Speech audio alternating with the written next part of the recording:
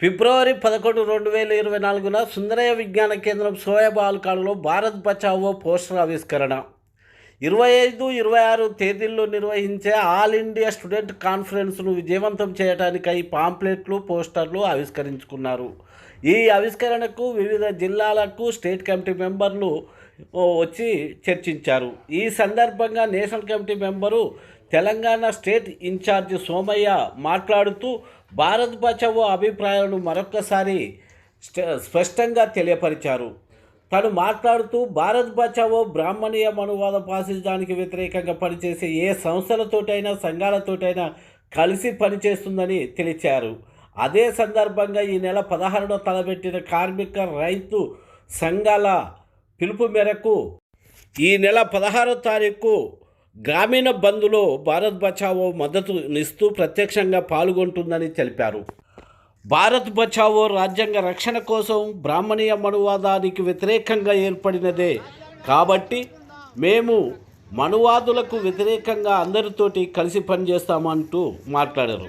ఇదే సందర్భంగా 25, 26 ఇదే సుందరయ్య విజ్ఞాన కేంద్రంలో జరిగే స్టూడెంట్ కాన్ఫరెన్స్ను విజయవంతం చేయాలని తెలంగాణ ప్రజలకు తను విజ్ఞప్తి చేశాడు.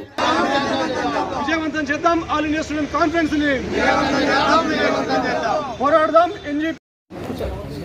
సమావేశానికి విచ్చేసిన రాష్ట్ర కమిటీ బాధ్యులు, జిల్లా బాధ్యులు, ముఖ్యంగా రేపు జరగబోయే విద్యార్థుల సదస్సును జయప్రదం చేయడానికి విచ్చేసిన విద్యార్థులు, వీరందరికీ భారత్ బచావో రాష్ట్ర కమిటీ తరఫున కృతజ్ఞతలు చేస్తాం. ఈ నెల 25, 26 తేదీలలో అఖిల భారత విద్యార్థుల సదస్సు జరగబోతుంది. ముఖ్యంగా ఈ సదస్సు యొక్క ప్రాముఖ్యత ఇలా దేశంలో మతోన్మాదం ఎట్లా పెట్టలేకపోతుంది. ఫాసిస్ట్ మతోన్మాదులు ఇవాళ దేశాన్ని ఎలా కమ్యూనల్గా మార్చేస్తున్నారు. ఇవాళ 200 సంవత్సరాల స్వాతంత్రోద్యమం, ఆ ఉద్యమ ఆకాంక్షల ఫలితంగా ఏర్పడినటువంటి రాజ్యాంగం, ఈ రాజ్యాంగాన్ని సమూలంగా మార్చివేసి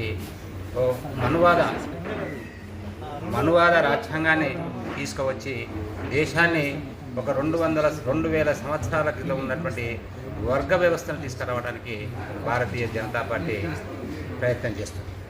ముఖ్యంగా ఈ ప్రయత్నంలో భాగంగా ఇవాళ అయోధ్యలో రామాలయాన్ని నెలకొల్పి దేశవ్యాప్తంగా ఒక మతోన్మాదాన్ని రేకెత్తిస్తూ ప్రజలలో ఒక గందరగోళాన్ని సృష్టిస్తూ ఇలా రాజ్యాంగబద్ధమైనటువంటి ఈడీలు కావచ్చు, సిబిఐలు కావచ్చు, ఇలాంటి సంస్థలను తమకు అనుకూలంగా మార్చి తనకు ప్రతిపక్షంగా తను ప్రశ్నిస్తున్న ప్రతిపక్ష నాయకులను నిర్బంధిస్తూ ఆయా ప్రభుత్వాలను, ఆయా పార్టీలను సంక్షోభంలోకి నెట్టేసి ఇలా దేశంలో ఒక నియంతృత్వ పార్టీగా కొనసాగుతున్నటువంటి పార్టీ భారతీయ జనతా పార్టీ. కాబట్టి ఇవాళ మనకు 1-2 నెలల్లో మనము ఒక ఎన్నికలు రాబోతున్నాయి పార్లమెంట్. ఈ పార్లమెంట్ ఎన్నికలలో కనుక మనం ఈ ఫాసిస్ట్ బీజేపీ, మధ్యోన్మాద బీజేపీని కనుక ఓడించకపోయినట్టయితే తిరిగి మనం చాలా కష్టాలను ఎదుర్కోవాల్సి వస్తుంది. ముఖ్యంగా ప్రజాస్వామికవాదులు, అంబేద్కరిస్టులు, కమ్యూనిస్టులు, స్వేచ్ఛావాదులు వీళ్ళందరూ కూడా చాలా నిర్బంధాన్ని ఫేస్ చేసేటువంటి పరిస్థితి ఉత్పన్నం కాబోతుంది. కాబట్టి ముఖ్యంగా ఇవాళ 2020 నూతన జాతీయ విద్యా విధానం ఇది మొత్తం శాస్త్రీయ అంశాలను తొలగించి అశాస్త్రీయమైనటువంటి అంశాలను ప్రవేశపెడుతూ చదువుకొని, అంటే ముఖ్యంగా హరిజన, గిరిజన, దళిత, గిరిజన విద్యార్థులు చదువుకునే అవకాశం లేకుండా, వారికి స్కాలర్షిప్లకు అవకాశం లేకుండా ఇవాళ ఒక నూతన విద్యా విధానాన్ని తీసుకొచ్చి ఇవాళ విద్యారంగాన్ని ఒక సంక్షోభంలోకి నెట్టివేయబడుతుంది. విద్యను ప్రైవేటీకరణ చేస్తుంది. ముఖ్యంగా విదేశీ సంస్థలు భారతదేశంలో ప్రైవేటు విశ్వవిద్యాలయాలను నెలకొల్పడానికి ప్రభుత్వం బార్లా తెలిసింది. కాబట్టి ఇటువంటి పరిస్థితిని మనము విద్యార్థి లోకానికి చైతన్యం చేసి ఇవాళ రాబోయే ఎన్నికలలో భారతీయ జనతా పార్టీకి ఒక బుద్ధి చెప్పవలసిన అవసరం ముఖ్యంగా విద్యార్థి లోకానికి ఉంది. అలాగే ప్రజాస్వామికవాదులకు, అంబేద్కరిస్టులకు, ముఖ్యంగా కమ్యూనిస్టులకు. కాబట్టి ఇవాళ భారతీయ జనతా పార్టీని ఓడించడానికి, భారతీయ జనతా పార్టీని ఎదుర్కోవడానికి మనమందరం సమైక్యం కావాల్సిన అవసరం ఉంది. ముఖ్యంగా భారత్ బచావో ఈ సంవత్సర కాలంలో, ముఖ్యంగా 2022లో ఇదే సుందరయ్య విజ్ఞాన భవన్లో నవంబర్లో ఒక సదస్సు నిర్వహించింది. 2023లో ఢిల్లీలో నిర్వహించింది. తర్వాత అక్కడక్కడ జిల్లా కమిటీలు అక్కడక్కడ సమావేశాలు జరుపుతూ ముఖ్యంగా ఫాసిజానికి వ్యతిరేకంగా కొన్ని సంస్థలను, ముఖ్యంగా ముస్లిం సంస్థలు కావచ్చు, క్రైస్తవ సంస్థలు కావచ్చు, వీటన్నిటినీ ఐక్యం చేసి ప్రజల్లో కొంత చైతన్యం కలిగించడం జరిగింది. భారత్ బచావో అన్నది ఈ రాష్ట్ర ఎన్నికలలో ఒక ప్రముఖ పాత్ర వహించింది. ముఖ్యంగా ఇవాళ మనం అనుకున్న దానికంటే ఎక్కువ భారత్ బచావో తెలంగాణ రాష్ట్రంలో పనిచేసింది. కాబట్టి ఇవాళ ప్రజాస్వామికవాదులు భారత్ బచావో వైపు చూస్తున్నారు. కాబట్టి మనము ప్రజలకు బాధ్యత వహించి ఇవాళ ముందు జరగబోయేటువంటి ప్రమాదాన్ని ప్రజలకు తెలియజేయాల్సిన అవసరం ఉంది. ఇవాళ ఇంతకుముందు అన్నట్టు ఆజాద్ అన్నట్టు మనం దాదాపు ఇందులో ఎవరు కూడా 60 సంవత్సరాలు తక్కువ లేరు. అందరూ 60 సంవత్సరాలకు పైగా ఉన్న వాళ్ళే. ఈ 60 సంవత్సరాలకు మేము ఇవాళ నిలబడి పని చేయగలుగుతున్నామంటే బహుశా తెలంగాణ ప్రాంతంలో సాయుధ పోరాటం యొక్క ప్రభావం మా మీద ఉంది.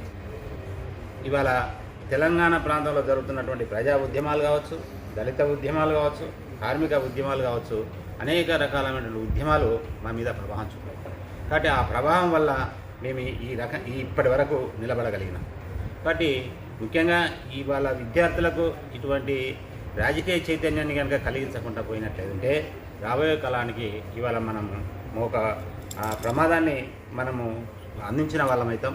కాబట్టి మనం ఈ శక్తి మేరకు మనము ఈ కృషి చేయాలని, ఆ మేరకు ఫాసిస్ట్ విధానాలను ఎండగడుతూ విద్యార్థులను చైతన్యం చేసడానికి మన వంతు ప్రయత్నం చేయాలని, అలాగే రేపు 25-26 ఫిబ్రవరిలో జరగబోయేటువంటి విద్యార్థుల సదస్సును జయప్రదం చేయడానికి మనం అందరము కృషి చేయాలి. ముఖ్యంగా ఇలా విద్యార్థులు కనుక ఆయా యూనివర్సిటీలకు ఆయా జిల్లాలకు వచ్చినప్పుడు ఖచ్చితంగా భారత్ బచావో ఆయా కమిటీలు మీకు అన్ని రకాలుగా మీకు సహాయ సహకారాన్ని అందించడానికి రాష్ట్ర కమిటీ ప్రయత్నం చేస్తుంది.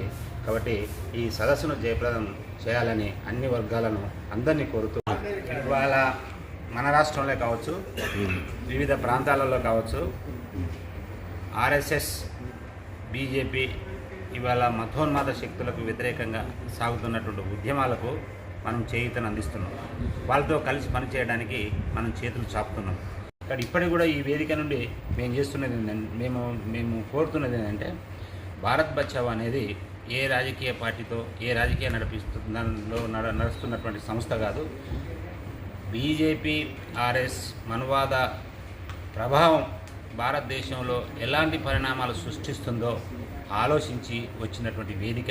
కాబట్టి మేము ఎవరితోనైనా, అంటే బీజేపీ, ఆర్ఎస్ఎస్ శక్తులను వ్యతిరేకించే ఏ శక్తులతోనైనా ఎలాంటి శతభిషాలు లేకుండా, ఎలాంటి షరతులు లేకుండా పనిచేయడానికి మేము సుముఖంగా ఉన్నాం. మేము వాళ్ళను ఆహ్వానిస్తున్నాం, మేము వాళ్ళను కోరుతున్నాం.